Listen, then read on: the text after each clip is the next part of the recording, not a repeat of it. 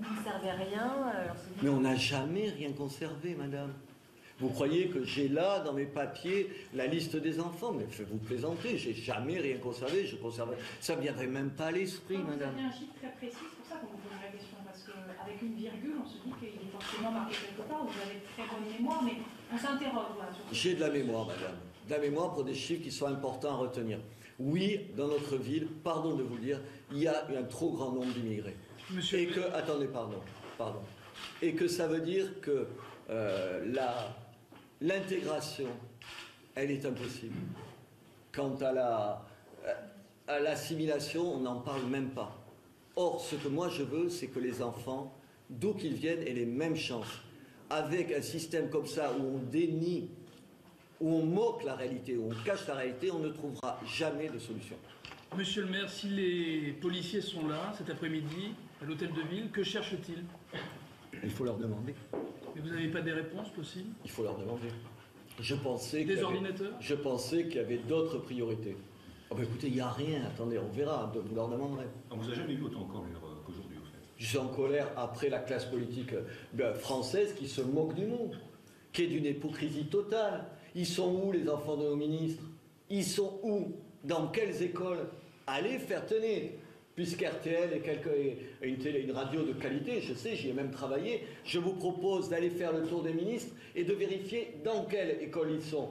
Et que vous me le disiez, tenez, je suis curieux d'entendre demain un reportage sur où sont les enfants de nos ministres et de nos députés sur la même occasion, y compris à Béziers. J'espère que vous le ferez, que ça ne restera pas lettre morte. On va voir si vous avez l'audace. Il ne faut pas faire que dans un sens, il faut essayer de rendre compte de la réalité, y compris quand c'est votre boulot. Vous avez été totalement incompris alors depuis hier? Non, je suis totalement compris. Aujourd'hui, il y a un problème dans les écoles. Oui, je vous le répète, il faut faire des statistiques ethniques, j'ai toujours été favorable, vous avez totalement compris, et je pense que la gauche est d'une hypocrisie dans cette affaire monstrueuse. Et une fois de plus, le premier qui le demandait, c'est Manuel Valls. Pourquoi il ne le fait pas? En 2009, quand il était maire d'Évry, il était pour, député maire d'Évry, il était pour, maintenant il est contre, et maintenant il me montre du doigt. Mais il faut qu'il montre du doigt le propre maire qu'il a été. C'était scandaleux quand il le disait. Vous imaginez, moi, si sur un marché, je disais « Ah, il y a trop d'Arabes et de Noirs sur les marchés », vous m'avez entendu dire ça? Tu me mets quelques blancs, quelques whites, quelques blancos. Ça, c'est Manuel Valls qui le dit. C'est pas moi. Mais ça, Manuel Valls, si c'était quelqu'un qui avait ma sensibilité qui le dirait, mais qu'est-ce qu'il verrait? Il n'enverrait pas 4 policiers. Il y aurait une brigade de gendarmerie ici. Et là, vous vous en êtes offusqué, la presse.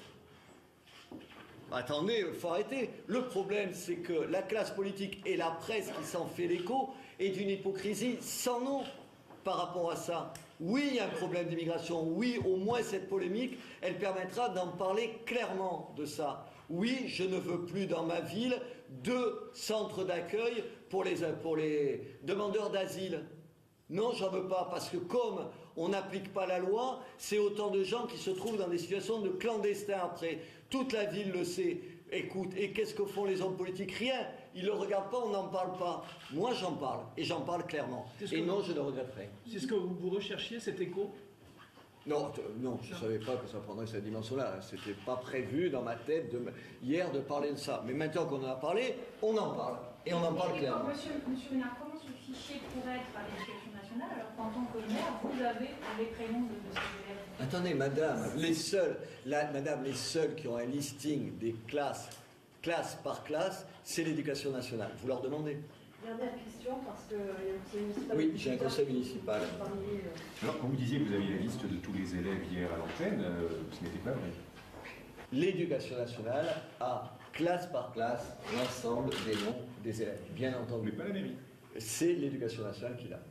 Donc quand vous disiez que vous l'aviez, c'était pas... C'est l'éducation nationale qui l'a, et j'en parlerai avec le juge d'instruction s'il y a un juge d'instruction que je rencontre. Pardon, mais il y a une nouvelle... Aujourd'hui, par rapport à hier, il y a une grosse différence, ça ne vous aura pas échappé. Et je sais le sérieux de RTL et d'Europe 1 sur la loi et tout, la situation n'est plus la même quand il y a une ouverture d'enquête qu'avant qu'il y ait une ouverture. Je pense que vous le soulignerez, je l'imagine très bien dans tous vos papiers, comprenant que la loi c'est la loi et que comme vous y êtes farouchement attaché, vous me reprochez de ne pas la respecter moi-même, je pense que vous en ferez l'écho. Voilà, merci à vous.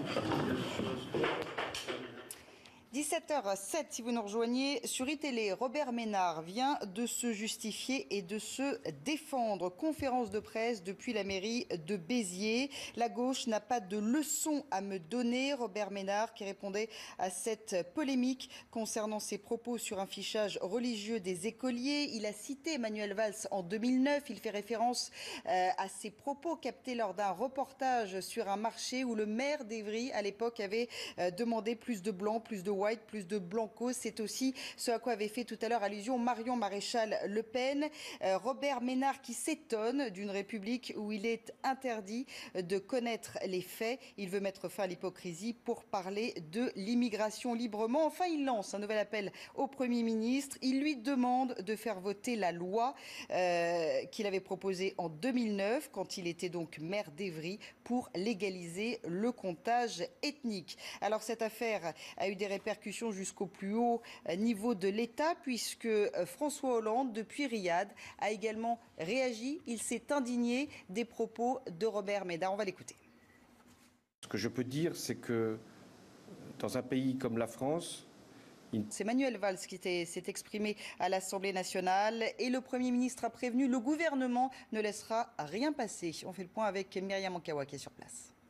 Illégal, anti-républicain, insupportable et indigne. Le gouvernement en tête et derrière lui, toute la gauche condamne sans appel Robert Ménard et son fichage de supposés musulmans dans les écoles de Béziers. Le Premier ministre a lancé l'offensive dès ce matin sur son compte Twitter. Il persiste et signe cet après-midi dans l'hémicycle. Les faits sont d'une extrême gravité, a-t-il dit. Écoutez le Premier ministre.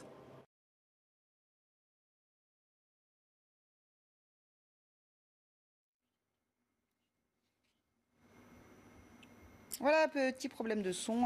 Nous entendrons un petit peu plus tard Manuel Valls. En attendant, on va faire le point maintenant sur la situation au Front National. L'ambiance y est toujours électrique. Point de non-retour entre la fille et le père. Jean-Marie Le Pen suspendu de sa qualité d'adhérent du Front National. Le parti, du coup, va tenir un congrès extraordinaire. Le patriarche se dit désormais prêt à tout pour empêcher l'arrivée de sa fille à l'Élysée. Alors, on va faire le point avec Amélie Carrouer qui revient sur cette surenchère médiatique. Je suis le commandeur, nous a lancé Jean-Marie Le Pen ce matin. Il ne rate plus une occasion médiatique de faire savoir son autorité, sa liberté de parole, mais surtout comme une menace, son pouvoir de nuisance. À tel point que Marine Le Pen a dû sortir de son silence. Elle a dénoncé l'outrance, la dérive de son père. Mais comme toujours désormais, coup pour coup, réponse de Jean-Marie Le Pen, elle n'est pas sans savoir ma pratique et ma psychologie et de s'en prendre aussi à la mafia qui gouvernerait le parti. C'est notamment pour cette guerre, pour ses propos, que Marion Maréchal Le Pen remet en question sa candidature pour les élections régionales. Elle ne veut pas, dit-elle, être l'otage de son grand-père. Elle redoute ses sorties médiatiques intempestives pendant sa campagne. Elle a peut-être aussi compris, Marion Maréchal Le Pen, que la crise pourrait durer. Jean-Marie Le Pen pourrait poursuivre en justice le Front National. Mais surtout, il y aura une assemblée générale extraordinaire qui sera convoquée dans un délai de 3 mois, qui doit supprimer le statut de président d'honneur de Jean-Marie Le Pen et rénover le parti. Ce sera certainement l'occasion de l'émergence de nouvelles divisions. En attendant, Marine Le Pen annonce un déplacement à Prague demain, communique sur les bons sondages concernant l'élection présidentielle de 2017, comme pour prouver que rien, mais rien ne peut l'arrêter. Voilà, et puis le projet de loi sur le renseignement vient d'être adopté à l'Assemblée nationale en première lecture avec une forte majorité, 438 voix pour, 86 contre. Le gouvernement estime que ce texte est essentiel à la lutte antiterroriste. 17h11, restez avec nous dans quelques instants. Vous avez rendez-vous avec Le Monde en Plus, la chronique d'Olivier Ravani.